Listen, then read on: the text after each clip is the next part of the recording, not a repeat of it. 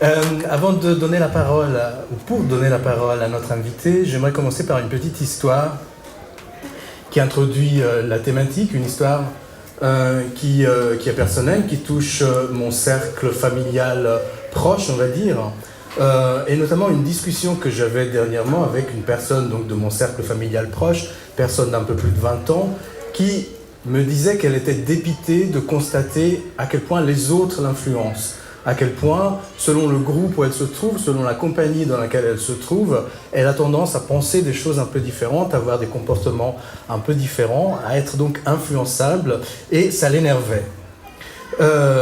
Et elle me disait, maintenant, j'ai vraiment décidé que je veux un petit peu prendre de la distance, me mettre un peu à l'écart, être moins tout le temps avec les autres, pour découvrir qui je suis et devenir qui je suis. Évidemment, il y avait à ce moment-là un côté en moi qui, répondant à une sorte d'injonction de notre culture courante dans laquelle nous sommes immergés, m'aurait amené à lui dire « mais c'est magnifique que tu veuilles devenir vraiment qui tu es, donc que tu ailles vers l'authenticité profonde de qui tu es ». C'est parce que de lui dire ça, ça aurait correspondu à une histoire que racontent énormément de films et de romans, l'histoire du protagoniste qui, à travers une série d'aventures et de péripéties, se révèle à elle-même ou à lui-même. C'est une idée très forte dans notre culture. Il faut trouver son chemin, il faut trouver sa voie, il faut être qui on est. Mais je n'ai pas pu lui répondre tout ça. Je n'ai pu lui répondre que quelque chose de beaucoup plus compliqué ou complexe, possiblement. Au lieu de lui dire c'est magnifique, j'ai commencé à lui tenir un discours un peu plus élaboré en lui disant justement que dans notre culture, mais aussi dans d'autres cultures, on a cette notion que ce qu'on est, ce que je suis, est une sorte d'absolu, qu'il y a une sorte de noyau d'identité fondamentale avec lequel nous venons au monde et que notre mission est de le découvrir et ensuite de le développer, de lui être fidèle. Et qu'il faut, d'une certaine manière, préserver ce noyau profond de qui on est, de l'influence des autres. Donc je disais ça, c'est une vision très forte dans notre culture, mais cette vision-là ne colle pas vraiment à ce que nous disent de plus en plus les sciences aujourd'hui, que ça soit la biologie du cerveau ou que ça soit la psychologie.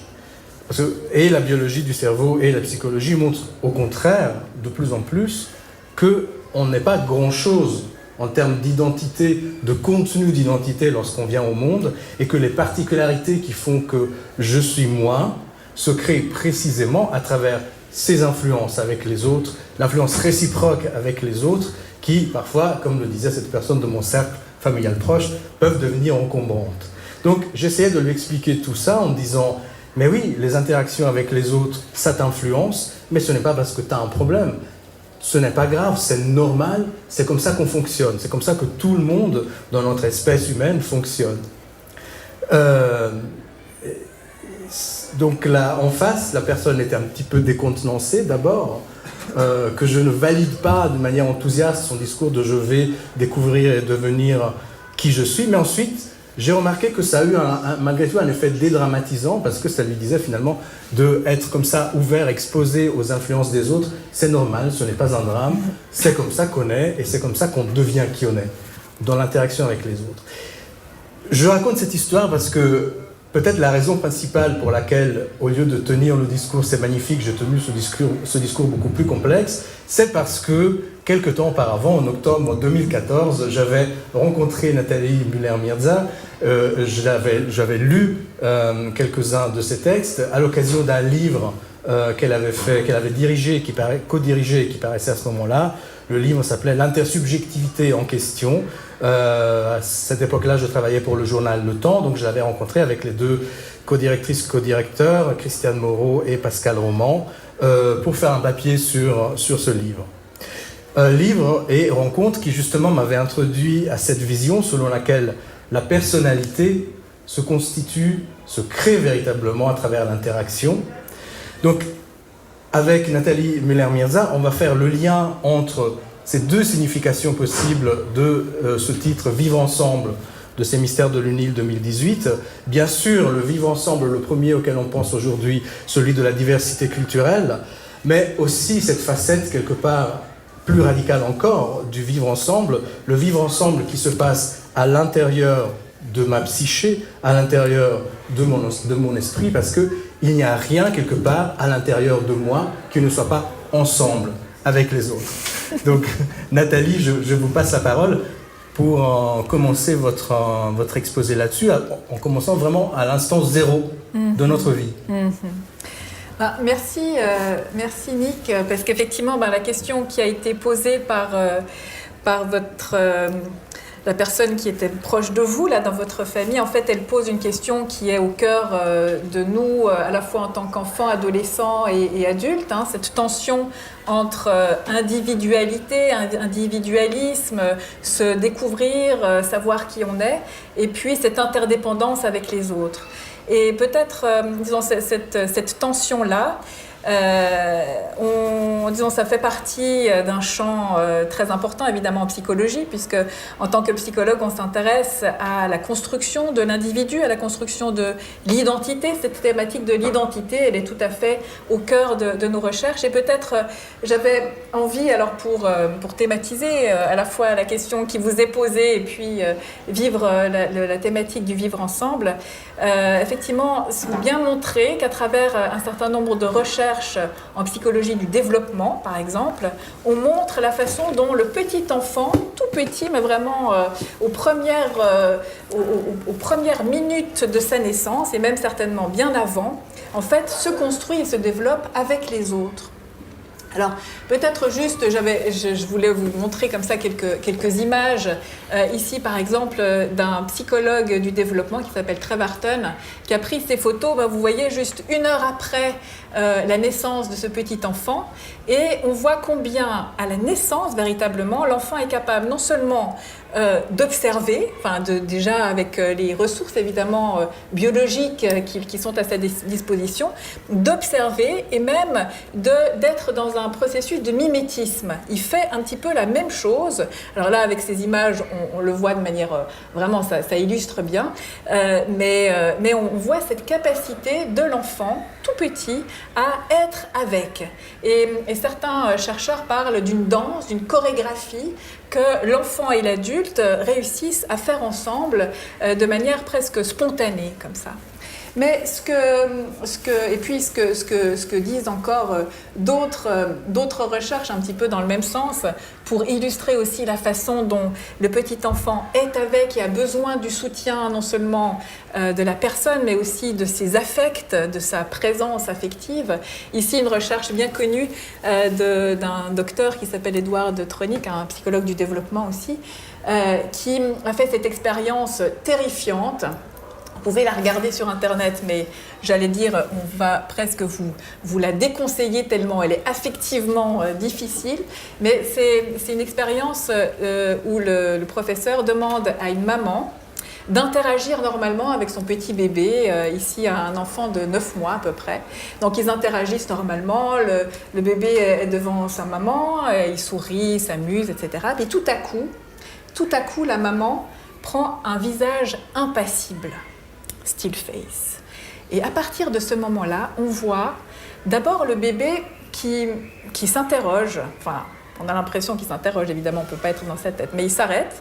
Et puis, quelques instants après, on le voit mettre en place toutes sortes de ressources, que ce soit le sourire, les gestes, quelques vocalises aussi, c'est pas encore parlé à ce moment-là, qui, de manière d'abord un peu sur le mode du jeu, et puis après de manière assez dramatique, qui cherche de toutes les façons possibles à faire revenir la maman.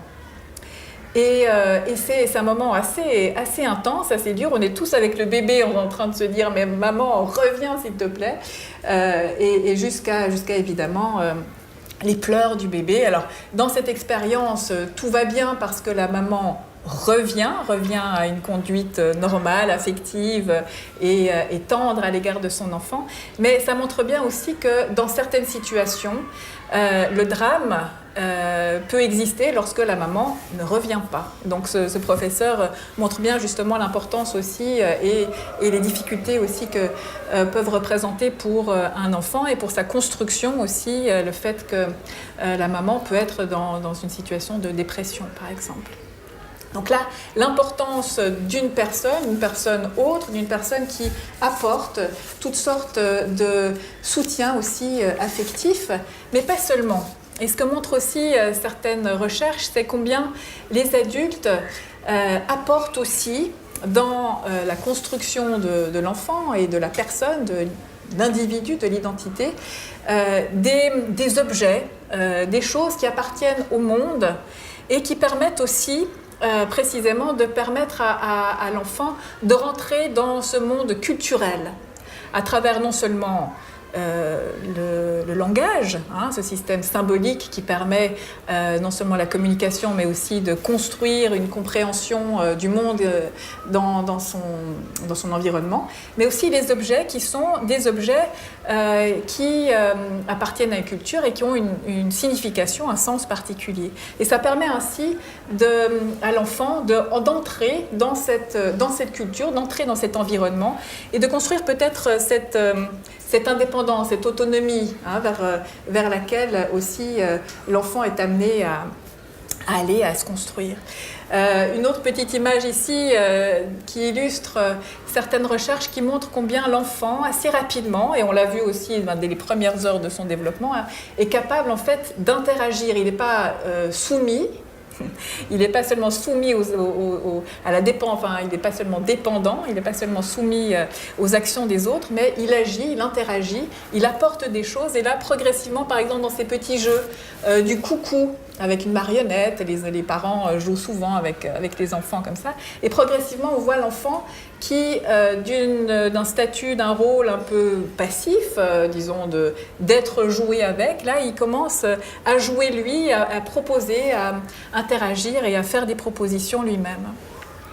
Donc tout cela montre combien l'enfant est, comme vous le disiez tout à l'heure, moi c'est les autres, on se construit à travers, grâce, par les autres. Et si j'avais juste envie de vous donner quelques exemples d'ouvrages qui datent des années, disons, 80 à peu près, 2000, où la recherche vraiment s'est développée dans ce domaine pour essayer de montrer combien l'interaction, l'interdépendance est importante précisément pour la construction du soi, de la construction de l'identité.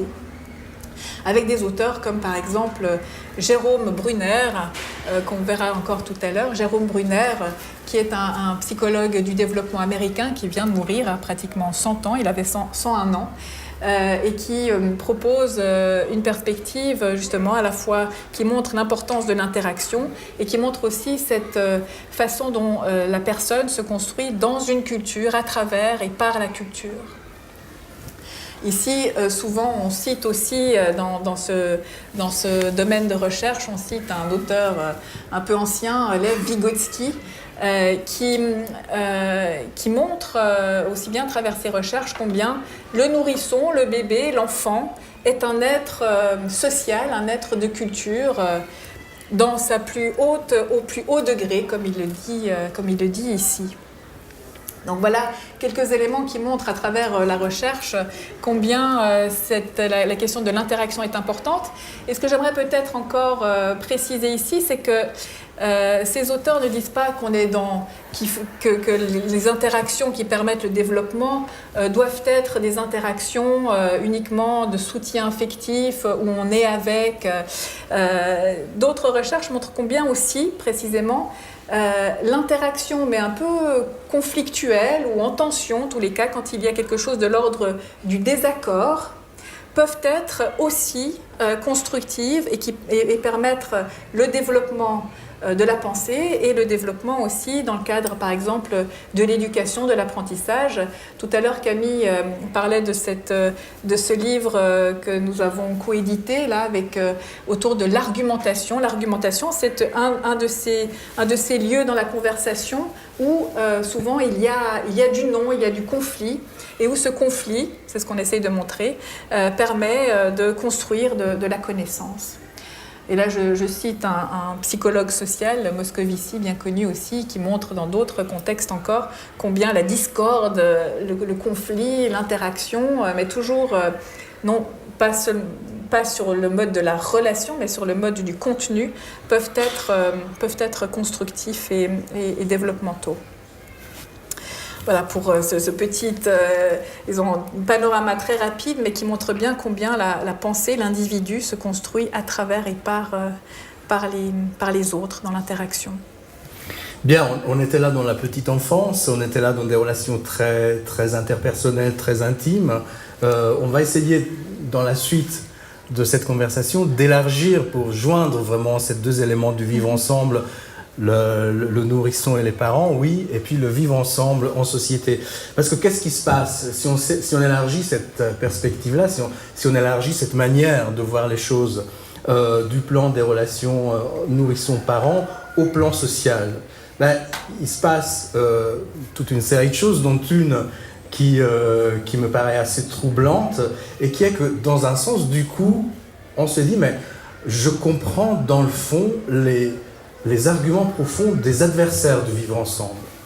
Les adversaires de vivre ensemble, c'est-à-dire les gens qui sont opposés au mélange des cultures, qui pensent que chaque culture devrait rester chez soi, ou que si des gens d'autres cultures viennent chez nous, il faut qu'ils adoptent entièrement notre culture et qu'ils laissent le plus possible tomber la leur. Donc, quelque part, si on écoute vraiment ces personnes qui sont opposées au mélange, on se rend compte que derrière leurs arguments, d'une façon explicite ou implicite, l'élément le plus profond, il est totalement en résonance avec ce qu'on vient d'entendre. C'est-à-dire que les gens qui sont opposés au mélange, quelque part, ils se disent, mais si je m'ouvre au mélange, quelque part, je vais devenir un peu quelqu'un d'autre. Mon identité, en interagissant avec d'autres identités culturelles, elle va forcément se transformer. Et ce n'est pas quelque chose qui est souvent dit, mais ça a l'air d'être une espèce de peur, de panique inavouée, impensée, qui est à l'œuvre dans l'opposition au mélange. Qu'est-ce que vous en dites, Nathalie, si on passe de la relation autour du berceau à ces relations sociétales de vivre ensemble? Alors là, pour essayer d'explorer un peu la question, il faut peut-être aborder un autre domaine de la recherche en psychologie, qui est la psychologie sociale, et qui montre bien combien, effectivement, tous ces rapports entre différents groupes sociaux est marqué par des phénomènes de type psychosociaux, qui sont en lien par exemple avec des processus qu'on appelle de catégorisation sociale, de discrimination, etc. et qui sont effectivement alors peut-être bien illustrés par certaines recherches. Alors là, je remonte dans l'histoire de la psychologie sociale pour évoquer en fait ces processus qui sont à l'œuvre ici dans certains contextes bien particuliers, mais qui sont à l'œuvre aussi certainement dans notre quotidien. Alors là, une recherche, une longue recherche, qui a commencé dans les années 50-60 par un chercheur américain qui s'appelle Sherif, et qui a monté la recherche suivante, le dispositif suivant. Il a invité une 22 jeunes préadolescents de 11 ans à peu près, à venir participer à un camp de vacances. Et il a divisé ces 22 enfants en deux groupes. Évidemment, il n'a pas dit à ces jeunes qu'il y avait deux groupes.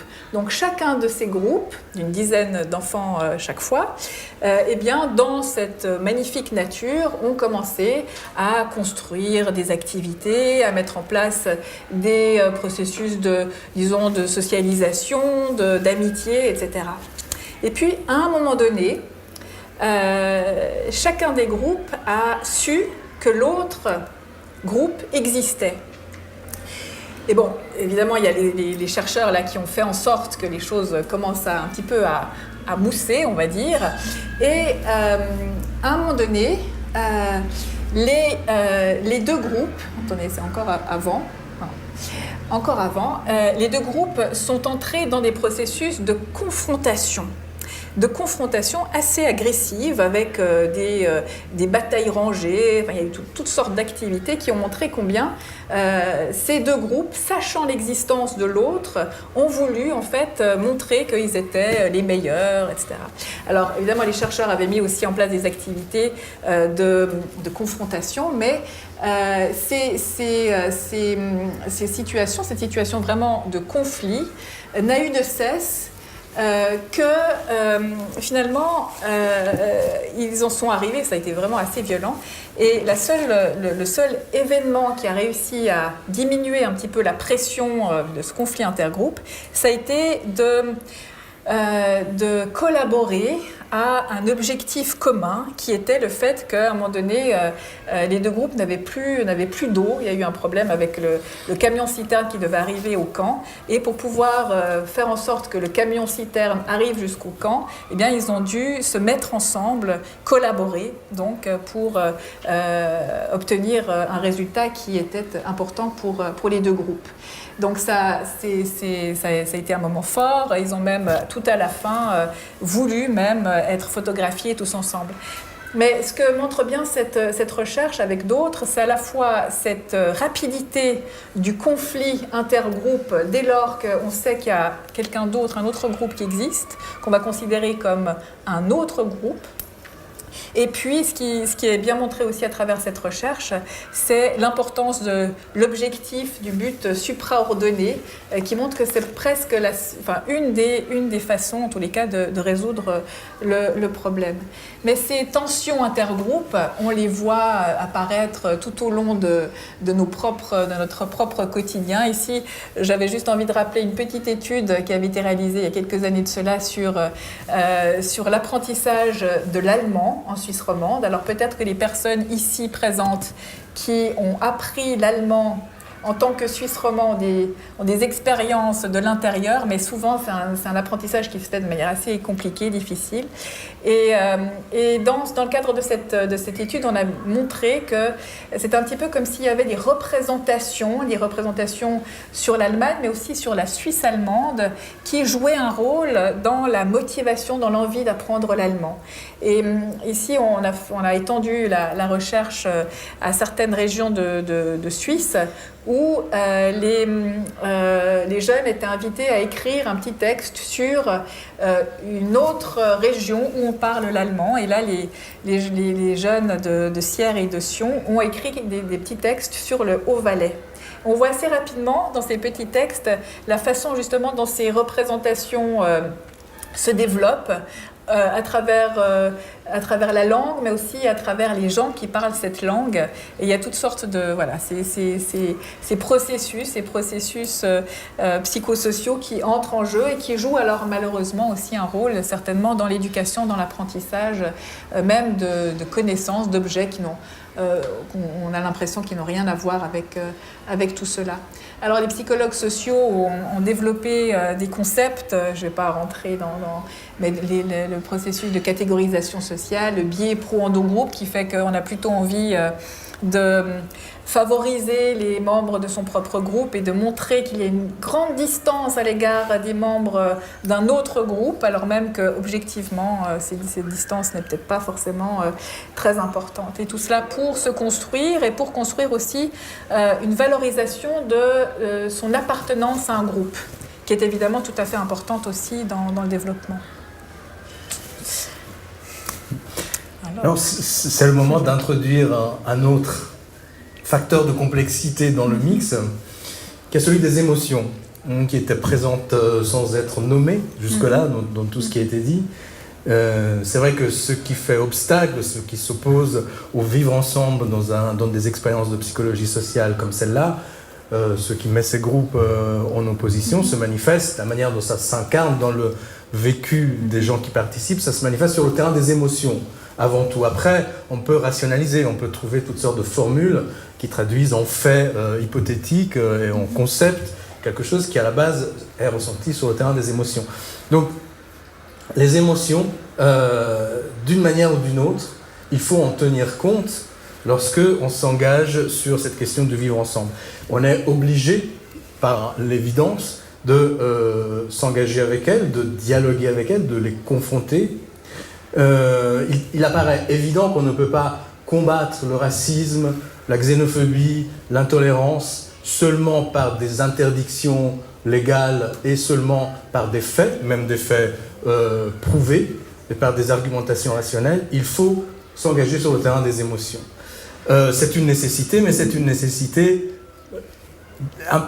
laborieuse, c'est une nécessité contraignante, parce qu'il y a plusieurs obstacles, il y a plusieurs problèmes qui viennent avec les émotions. C'est un terrain difficile, d'une part parce qu'on ne sait pas très bien ce que c'est que ces émotions. On en parle dans notre culture commune, à la fois comme quelque chose de très intime qui m'appartient, à la fois comme quelque chose qui est défini par des termes qui indiquent que c'est partagé, que c'est socialement partagé. On considère qu'il y a des émotions qui sont plus ou moins fortement représentées ou valorisées, ou au contraire réprimées dans certaines cultures. Donc, est-ce que c'est un truc intime, individuel, personnel? Est-ce que c'est un truc collectif, culturel? On ne sait pas très bien, et la plupart du temps, comme ça, spontanément, sans être des spécialistes, on pense les deux choses simultanément. Donc on a une idée assez peu précise de ce que c'est que ces émotions. Premier obstacle.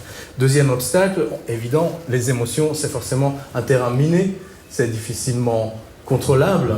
Et on a quelques expériences qui montrent que les émotions qui marchent le mieux pour susciter du changement, pour susciter de la réaction, ce sont des émotions négatives qui peuvent aussi facilement, on imagine, avoir des effets secondaires incontrôlables. Je vais essayer de dire ça très vite, à une expérience de psychologie sociale qui a été faite dernièrement dans plusieurs pays, sur laquelle dont j'avais interviewé quelques chercheurs, qui essayaient de trouver le meilleur moyen de réduire ce qu'on appelle les biais implicites en matière vis-à-vis d'un autre groupe ethnique. Biais implicite, ça veut dire si je considère moi blanc que les personnes non blanches sont tout aussi bien que moi, mais je peux penser ça, dire ça, mais il se peut qu'il y ait en moi, dans des profondeurs moins explorées de mon cerveau, de mon psychisme, quelque chose qui pense le contraire et qui peut être révélé par des expériences psychologiques où je dois réagir très très vite, donc avant de pouvoir vraiment y réfléchir, et qui donc mettent en lumière quelque chose que je pense sans trop le savoir. Donc ça c'est une définition simple de ces biais implicites. Expérience qui visait à voir qu'est-ce qui réduit les biais implicites contre un autre groupe, par exemple les biais implicites des Blancs contre les Noirs aux États-Unis. On a essayé toutes sortes de scénarios qui mettaient en valeur la contribution des Noirs à la culture américaine, qui mettaient en scène des situations de collaboration égalitaire, toutes sortes de scénarios positifs comme ça, et on se rendait compte que les faits étaient mesurables, en tout cas, étaient inexistants.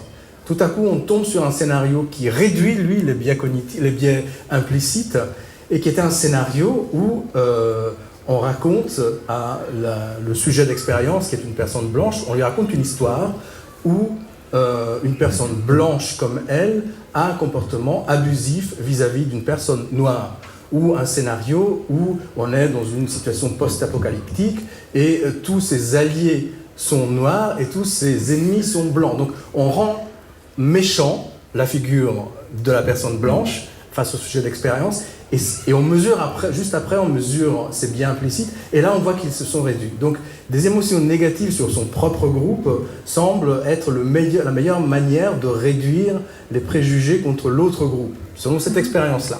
Alors, on peut dire, ok, super, donc on va y aller à fond pour réduire le racisme, on va mettre en avant un maximum de choses négatives sur notre propre groupe. Mais qu'est-ce que ça donne à long terme ? Est-ce que ça ne peut pas avoir des effets contre-productifs? Est-ce que ça ne peut pas alimenter un esprit de revanche, des émotions de je suis obligé de dire du mal de moi tout le temps? Donc est-ce que ça ne peut pas finalement obtenir à plus long terme le résultat inverse de ce qu'on voulait atteindre? Donc voilà, exemple pour dire à quel point les émotions c'est un terrain difficile à manier. Et dernier aspect, celui sur lequel Nathalie Müller-Mirza a beaucoup travaillé, c'est les émotions, c'est aussi quelque chose qui, bien qu'elles soient présentes dans un contexte où on essaye de prendre des mesures contre le racisme et l'intolérance et la xénophobie, qui est le contexte de l'apprentissage de l'école, le rôle des émotions dans les processus scolaires, c'est très peu connu, très peu étudié, en tout cas avant vos travaux. Alors merci, c'est vrai que vous avez bien rappelé la difficulté quand on est en lien comme ça avec, confronté et en tant que chercheur, mais aussi dans le domaine de la formation, de l'éducation, c'est vrai qu'on a cette volonté, ce souhait en tous les cas de chercher à réduire ce type de biais comme on les voyait tout à l'heure. Mais on se confronte évidemment à toutes sortes de difficultés, des difficultés qui sont en lien précisément avec les processus dont on vient de parler. Et c'est vrai que, comme vous le rappeliez, là, les discours moralisateurs, c'est pas bien, il faut pas être raciste, c'est pas gentil, etc. Ou bien, on est tous les mêmes, on est tous frères et sœurs. Ça, en général, ça marche pas, ça n'a aucun effet. Même le fait aussi de se dire, il faut qu'on apprenne qui est l'autre, quelle est sa culture, quelles sont ses habitudes, etc. Ça, c'est un petit peu pervers aussi parce que ça enferme dans une certaine mesure l'autre dans sa culture, alors qu'il n'a peut-être pas nécessairement envie d'être toujours réduit à son appartenance à un groupe culturel en particulier. Apprendre à communiquer, là on est peut-être dans d'autres perspectives, dans d'autres approches où plutôt que d'apprendre sur l'autre, on est plutôt en train d'apprendre à comment entrer en contact. Et ça amène aussi peut-être à faire ce travail de réflexion aussi sur soi, sur ses propres mécanismes, que ce soit ces mécanismes justement de stéréotypisation, de catégorisation. C'est vrai qu'on est tous, disons, des êtres de culture, on est tous aussi pris dans nos propres schémas. Et faire ce travail réflexif de retour sur soi peut aussi avoir un effet intéressant. Alors, et puis élaborer un objectif commun, comme on l'a vu tout à l'heure avec l'expérience de Sherif, là c'est aussi des éléments qui peuvent nous intéresser. Mais ce travail réflexif, donc de retour sur soi, sur ses propres mécanismes et sur ses propres émotions, parce que c'est vrai que le rapport à l'autre, le rapport à l'altérité, le rapport à l'autre, il est toujours en fait en lien avec la question de qui je suis moi. Et comment est-ce que je vais pouvoir être avec tout en me protégeant? Enfin, c'est toutes ces questions-là qui sont touchées par la dimension de l'altérité. Alors, ce travail réflexif, effectivement, c'est en lien avec la question des émotions. Et cette question des émotions, c'est particulièrement compliqué. Alors, c'est vrai qu'on l'a un peu évoqué dans le cadre d'un projet de recherche qui a été soutenu par le Fonds national, qui est une des instances vers laquelle on se tourne souvent pour soutenir nos recherches à l'université. Et l'idée, c'était de travailler de regarder véritablement comment les enseignants, qu'est-ce qu'ils font quand ils font de l'éducation, ce qu'on appelle l'éducation interculturelle. Donc, qu'est-ce qu'ils font quand ils ont cette volonté, justement, d'essayer de réduire ou de permettre aux élèves de réfléchir, disons, à ces questions de la diversité culturelle, la diversité linguistique, l'altérité de manière générale. Et on avait envie de travailler particulièrement sur ces questions des émotions, parce que souvent les enseignants, à travers les activités qu'ils mettent en place, il y a des expériences personnelles, il y a des émotions qui sont touchées chez les élèves, et on voulait savoir qu'est-ce qu'ils font les enseignants. Alors on leur a demandé d'utiliser, pour mettre en place leurs leçons d'éducation interculturelle, on leur a demandé de travailler avec du matériel qui existe déjà, qui existe dans le domaine de l'éducation. Un document qui s'appelle « L'humanité en mouvement », c'est un photolangage avec des photos, et puis un autre document qui est sous la forme d'une bande dessinée. Et chacun de ces documents évoque d'une façon ou d'une autre le rapport à l'autre, le rapport aussi à la migration. Qu'est-ce que c'est que la migration? Quelle est l'expérience de la migration? Et en observant, en étudiant de manière assez fine ce qui se dit et ce qui se fait dans les classes, entre les enseignants et les élèves, on s'est rendu compte que les enseignants, ils avaient tendance soit à travailler les émotions, comme ça, en les faisant émerger, en essayant de les mettre en parole, et puis en se disant, ben voilà, ça suffit, c'est déjà pas mal, on va ensuite passer à autre chose. Ça, c'était une première façon de travailler ces émotions. Une deuxième façon de travailler les émotions qu'on a observée, c'est quand les enseignants eh bien, utilisent ces expériences, ces émotions comme un point de départ pour enseigner des choses concrètes sur un pays, sur une façon de faire, etc. Une troisième façon de faire, qu'on a considérée comme certainement étant la plus efficace et la plus propice, en tous les cas, à la réflexion, à ce travail réflexif, qui, on le voit bien, est certainement coûteux, c'est ce travail de tension entre ce qui appartient à la personne, ma propre expérience, ma propre émotion, et puis le fait de voir combien cette expérience et cette émotion, en fait, elle peut être partagée. Et c'est ce lien entre ce qui est à moi et ce qui est partagé, c'est cette tension-là qui peut certainement être propice à la réflexion, au dialogue et à l'apprentissage, en tous les cas au développement de cette compétence réflexive qui est l'objectif, en tous les cas, de ces activités. Alors évidemment, on voit combien c'est intéressant, mais on voit aussi d'autres effets et on retombe dans certaines observations qu'on a faites dans des observations en lien avec les catégorisations sociales. Quand on parle de l'autre, eh bien, c'est un petit peu comme si aussi parfois on l'enfermait, donc catégorisation sociale. Enfin, il y a toutes sortes de phénomènes aussi qui apparaissent dans ces leçons. On voit combien c'est finalement peut-être assez compliqué et très délicat, en tous les cas, de travailler sur ces émotions et sur ces expériences personnelles dans un contexte scolaire. En tout cas, si ce n'est pas préparé à l'avance par les enseignants avec peut-être un petit travail aussi réflexif sur ce que ça implique de travailler ces émotions. Parce que comme vous l'avez dit, on est là dans un phénomène assez compliqué et puis même les chercheurs dans ce domaine-là sont assez, se trouvent un peu en complexité, disons, pour essayer de définir et de pouvoir faire quelque chose avec ce phénomène-là. Alors peut-être, je vois que le temps avance, peut-être j'aurais voulu aussi vous présenter une autre recherche où on travaille davantage sur ces dimensions émotionnelles, mais en les travaillant avec les élèves dans leur relation, disons, avec les autres, où on essaye de développer plutôt chez les élèves tout ce qui est en lien avec la collaboration, avec les interactions sociales, avec les dynamiques de groupe, en disant que si on travaille sur ces processus de communication, on est certainement aussi là en train de travailler quelque chose qui est de l'ordre du rapport à l'autre, de l'acceptation et de ce travail réflexif qui est si important dans ce processus de construire les conditions d'un vivre ensemble. Merci. Donc, conclusion provisoire. Il faut, si on veut travailler à ce vivre ensemble, et notamment dans le domaine scolaire, il faut injecter un travail sur l'émotion, mais ça ne suffit pas de lui donner une place à l'émotion, juste de dire c'est bien de la formuler, de la reconnaître, de l'entendre. Il faut que cette émotion soit prise justement dans toute cette réflexion sur moi, les autres, moi je suis les autres, je me construis à travers les autres, et que l'émotion est quelque chose qui appartient tout à la fois d'une manière circulaire, au personnel et au collectif, au psychologique et au culturel.